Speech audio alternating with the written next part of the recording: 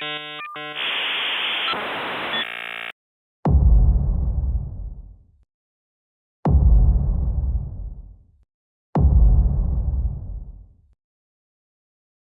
je na pláne severovýchodná etapa, ktorá bude mať približne 350 kilometrov. Bude viesť cez Orlické hory, Jeseníky, Broumovsko cez Adršpach až na samotnú hranicu Krkonoš. Štart je naplánovaný na 7 hodinu. Áno, tak skoro, pretože nemáme raňajky. Spoliehame sa, že po ceste narazíme na nejakú fajnovú čerpačku alebo aspoň potraviny. Vyrážame hladný a do sviežeho, oroseného rána. Už po pár ranných kilometroch sa nám začína lepiť smola na pneumatiky.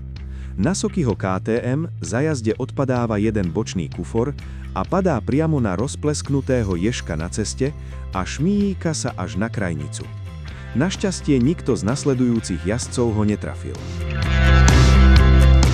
Už po chvíľke jazdy nás smola opäť dobieha. Strácame jedného jazdca v zrkadle. Vraciame sa späť a na kraji cesty nachádzame nešťastného Maťa, ako nevie naštartovať. Zosadáme a ide sa servisovať. Po chvíli mudrovania konštatujeme, že to potrebuje ozajstného servisáka. Prichádza odťahovka a berie potupne Bavoraka na chrbát a smeruje do servisu v nedalekej Opave. Servisák potrebné náhradné diely nemá, takže motorka zostáva v servise. Maťo ide s nami ako Ivanova ladvinka. Počasie nám praje, zastavujeme sa na opustenej benzínke a kontrolujeme trasu.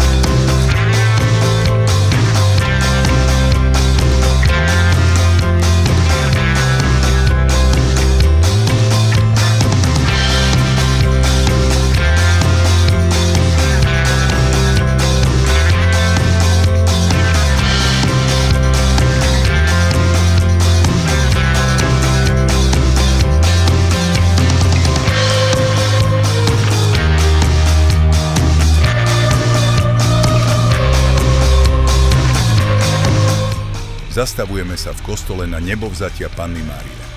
Je to barokný kostol z prvej tretiny 18.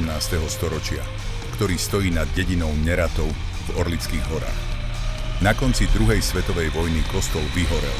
Jeho torzo dlho chátralo. Po roku 2000 bol zrekonštruovaný a bola na ňom osadená čiastočná sklená strecha.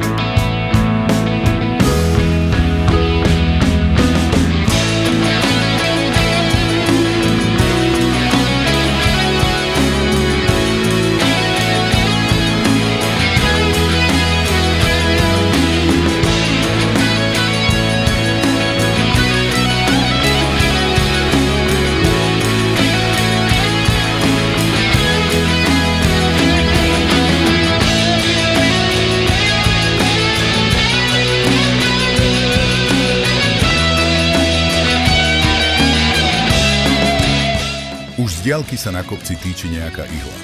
Je to 22 metrov vysoká vyhliadková väža na šibeníku. Jediný, ktorý sa odhodlá šlapať až hore, je náš dokumentarista Radoš. Ide o unikátnu prestavbu tubusu pôvodnej veternej elektrárne, ktorá tu stala od 90. rokov, no prestala fungovať. Oceľový tubus bol v roku 2021 doplnený o točité schodisko a modernú vyhliadkovú plošinu. Koniec dnešnej etapy je v obci Prkený Dúl, hneď vedľa ski areálu Žacléř, v penzión a restaurace Zelený mlyn. Máme za sebou druhý deň, ktorý mal 350 kilometrov.